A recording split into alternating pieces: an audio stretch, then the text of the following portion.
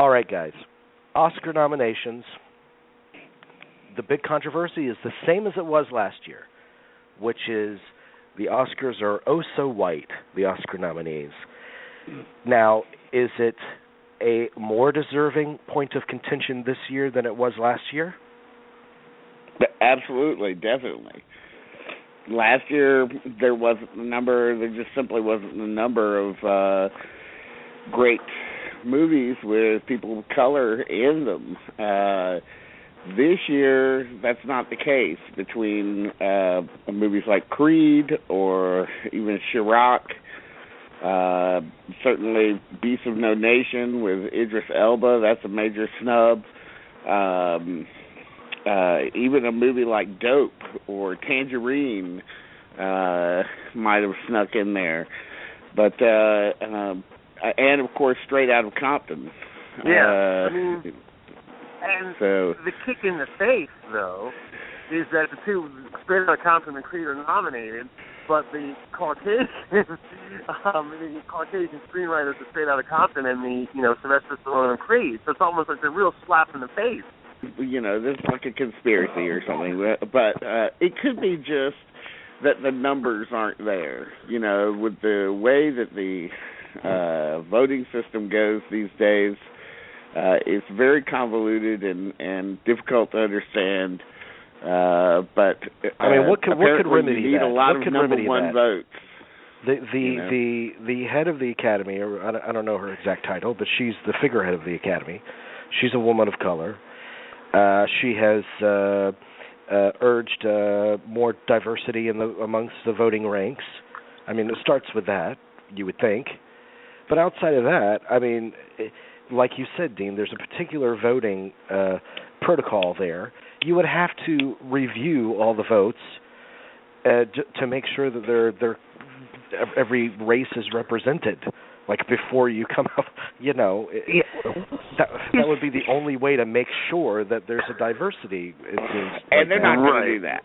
No, they're not going to do that. But do you think it's something more? It's something more in the climate than the last year or so. That there's this very anti-PC movement. There's almost like an anti-multicultural vibe that's certainly prevalent, I think, in the society. And do you think it's seeped over into the Academy? I do think there is some sort of thing that there's a pushback to say, we, like you said, Dean, we gave it to 12 Years a Slave. That's enough. It's almost like it's this whole thing on the society. You see it every day in the news. You read in the papers. There's this very big pushback. We are going back to a period where we want to almost go back where it's okay to call people certain things.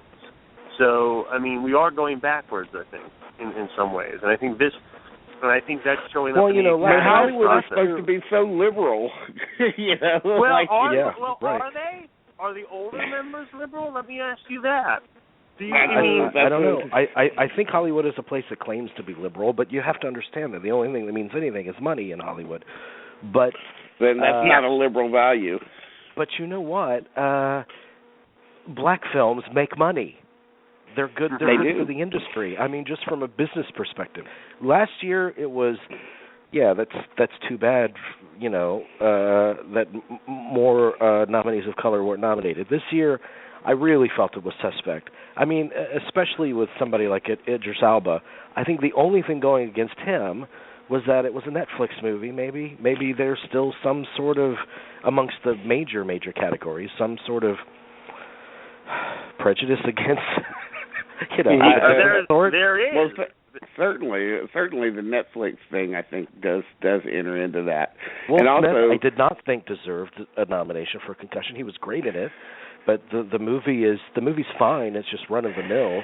William Friedkin said Concussion was his favorite movie of last year, which surprised me.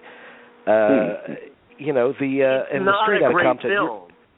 It's not great. It's fine. No. It's a solid movie to watch on television, really. Exactly. But, that's what it is, though. That's really what it is. Yeah. It has that vibe to it. And it did surprise me that it kind of went after the NFL no holds barred. I did think that was a ballsy thing to do. Yeah. But the Straight Outta Compton is a slap in the face. The only nominations that film gets are for its four Caucasian screenwriters. last year I Yeah. could think, yeah, that's unfortunate that it went that way, but to give them the benefit of the doubt that perhaps it wasn't by design. That's just how the chips fell. But this year, I mean, yeah, you're right. It's a little more suspect. Mm-hmm. I mean, looking straight out of Compton, it became the number one biggest movie ever directed by a black person. Made over $150 million at the box office, if not more. Right. And but then again, with this, can we really be expected to see a movie about this controversial rap group as being one of the favorites of this predominantly white audience? Mm-hmm. You know, historically, it's not really a Best Picture kind of movie. 12 Years a Slave is a Best Picture kind of movie. And right. That's significance to it that they like to nominate. Yeah, I mean, they nominated Ray, for instance, for Best Picture. So right. that was the, So I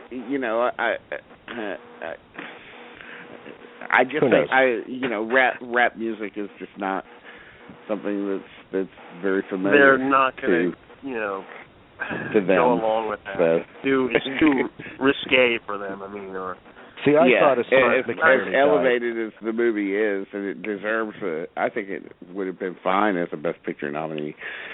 And definitely. And certainly some of the cast could have easily replaced some of the. It's easy to find if you go back and look at the acting nominations, particularly as we're going to do. Some people that could have easily been left, who were nominated, who could have easily been left behind, right, in the face of, other performances. Of course.